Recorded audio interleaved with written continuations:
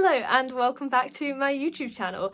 It is somehow the end of June, and despite being in a reading slump for the start of the month, I somehow read 8 books this month. So today I'm going to talk you through them, talk about what I liked and what I didn't like, because I had a very mixed reading month. When I was looking through Goodreads to make a list of all the books I read this month, I was honestly so surprised that I read this book this month. It's honestly been the longest month ever, but the first book I read this month was Evocation by S.T. Gibson, which was also probably my favourite book of the month, and I rated this 4.5 stars. Evocation is a polyamorous urban fantasy which follows David, who is a medium and very involved in a secret occult society which he hopes to become the leader of.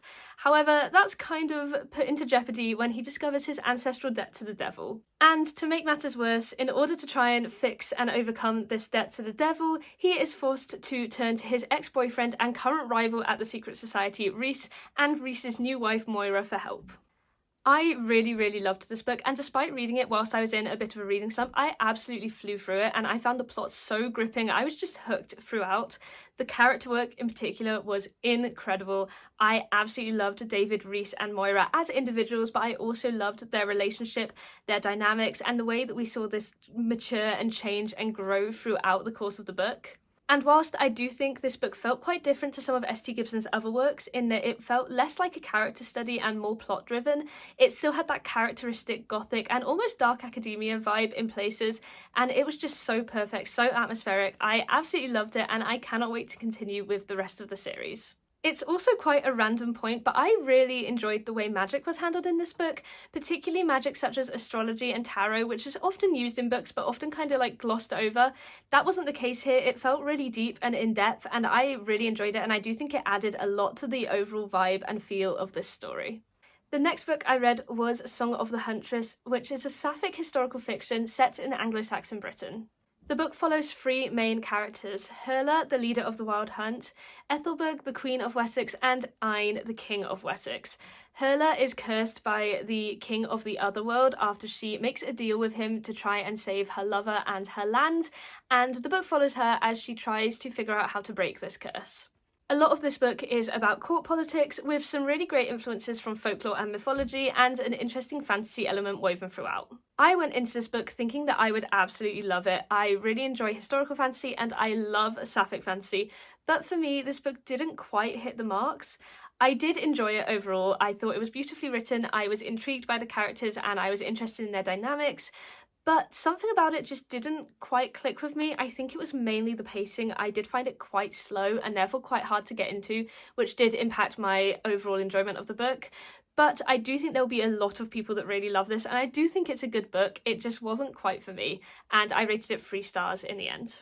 After that, I read Rouge by Mona Awad, which was honestly just such an experience, and an experience that I'm not quite sure how to describe or how to feel about. Rouge is a Beauty and the Beast and Snow White retelling which follows Belle, who has always been obsessed with skincare, but following her mother's death becomes drawn into this cult-like spa and their obsession with and journey towards beauty and youth. There was a lot that I really loved about this book, with the focus on mother-daughter relationships, the exploration of beauty standards, the overall creepy horror gothic vibes, and the themes of love, grief and loss all being high points, but again, something just didn't quite click for me with this book.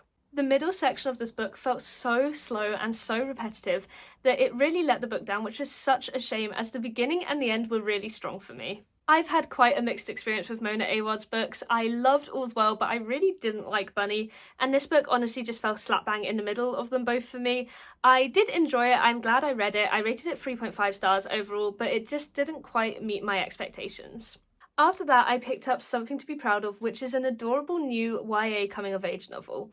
It follows Imogen, who is autistic and bisexual, and after experiencing sensory overload at Pride, decides to set up an entirely accessible Pride festival. Imogen gathers a group of friends to help them do this, including the openly gay captain of the football team, who she quickly becomes close friends with, and the annoyingly perfect head girl. Just a quick disclaimer, I did initially read this book for a sponsored ad over on my TikTok, but this video isn't sponsored and all of these opinions are my own. I really loved this book. It is so full of friendship and joy and love, which honestly made it the perfect palate cleanser after a couple of heavier books. The characters all felt so authentic, and I really enjoyed getting to know them and getting to explore their relationships, and the book as a whole just felt like a love letter to the LGBTQ and disabled communities, which really meant a lot to me. There were a few places where I didn't completely vibe with the writing style or the humour, but I genuinely think that was a me issue, not a book issue, because the book is written for a younger YA audience, and despite that, I just had the best time reading it, and I really loved it. The next book I read was Northanger Abbey by Jane Austen, and I find reviewing classics so hard, but we're gonna give it a go. Northanger Abbey is Jane Austen's satirical take on the Gothic, with the protagonist Catherine believing she is a heroine from one of these Gothic novels, and I absolutely loved the humour that the satire brought to the book. I also really loved the protagonist and the love interest, and I enjoyed seeing their characters develop throughout the course of the novel, and despite the fact that a lot of the other characters were quite annoying, you could tell this was intentional and it was well done. The plot was also pleasantly fast-paced, which I really appreciate, especially in a classic, and overall, whilst this isn't my favourite Austen, with Emma still holding on to that top spot, I am so glad I read this and I really loved it. I just realised I forgot to say I rated both Something to be Proud of and Northanger Abbey 4 stars. After that, I picked up When I Arrived at the Castle, which is a gothic sapphic horror graphic novel which follows a girl who arrives at the Countess's castle with the intention of murdering her, but quickly finds herself drawn deeper into the mystery. The highlight of this for me was absolutely the stunning art style. I could not get enough of these illustrations. They were so beautiful and really captured the vibe of the story so well. I also thought that the blend of horror and eroticism was so effective and created such a captivating atmosphere, but unfortunately I did feel a little bit let down by the plot of this book. It's primarily told through short stories which are discovered as the girl moves further into the castle, which is a really cool concept but meant that the plot as a whole just didn't quite feel fleshed out enough for me. By the end of the story I thought it was still too vague and I was just left feeling a little bit dissatisfied, which is such a shame as this has the makings of an absolutely incredible story. In the end, I rated it 3 stars, which is a real shame as I really thought that I was going to love this. After that, I picked up 4 Eids and a Funeral, which is a YA contemporary rom-com which follows Tiwa and Saeed, who used to be childhood best friends but are now rivals. Saeed moved away from their hometown for school but ends up returning following the death of a close friend and finds himself working with Tiwa in order to save the Islamic Center after a fire. I am super picky with my romances, but I thought that 4 Eids and a Funeral was such an enjoyable read, which I can't say I'm that surprised about because it's co-authored by 2 authors who I really love, so I did have high hopes. In co-authoring it, each author wrote a different POV, which I thought worked really well, as the dual POV was super effective, as each character was really interesting, and I really appreciated getting to discover more about their thoughts and feelings, but it was also so impressive how well the book flowed, despite having our 2 POVs of our 2 love interests written by different people. Every single character in this book was amazing. Our main 2 was so interesting to read about and they were so fleshed out, and I absolutely adored their dynamics. I loved how they were so determined to hate each other, but you could tell they cared, and Tiwa's snarkiness, it was just all so perfect, and I really loved getting to see their relationship develop throughout the book. But not only that, but the supporting characters were just incredible. They were all so interesting and I was really invested in every single one of them, and they made the story feel so humorous. My one criticism with this book is that the plot did feel just a little bit too simple, particularly when it came to arguments and conflicts. I love a bit of angst, I love the emotional stakes, but everything in this felt like it was just solved a bit too quickly.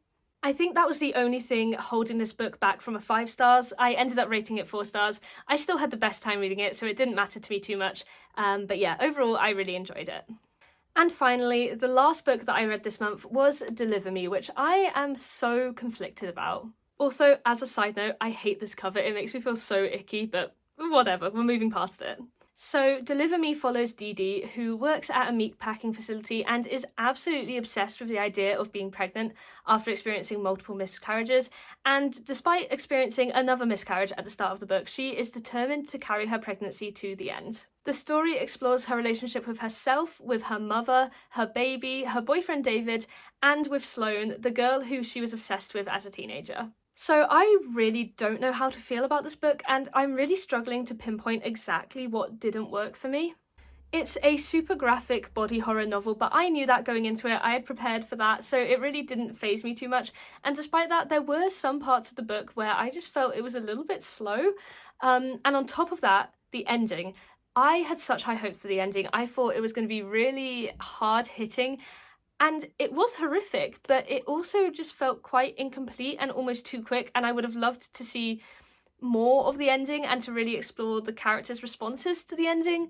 But instead I just left the book feeling very neutral, which I don't think I was meant to, considering how heavy the content is.